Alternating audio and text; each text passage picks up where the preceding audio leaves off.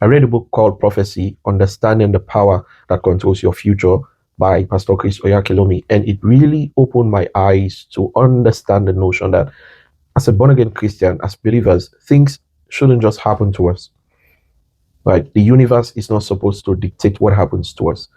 As a believer, you are to speak into your future. You are to speak into your life, what exactly you want to see. We saw in the book of Ezekiel 37, the story of the dry bones, when God asked Ezekiel, Son of man, can these bones live? And then Ezekiel reverted back to God and to say, God, it is only you that knows whether these bones can live again. And then God had to reply again, saying, you are the one that is supposed to speak to these bones, speak life into these bones, for these bones to live. So it wasn't God's decision to speak to the dry bones. It was up to Ezekiel to speak to the dry bones.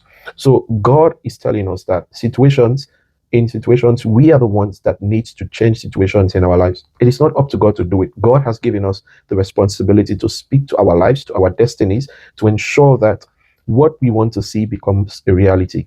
God is not the one to do it for us. God has given us that responsibility, that power, that authority to speak into our lives, into our future, exactly as we saw in the story of the Valley of the Dry Bones. So Ezekiel had to speak to the dry bones, had to breathe life into the dry bones.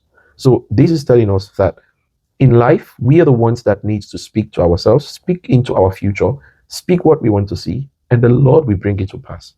So it is up to us and not up to God. You need to understand this. God bless you.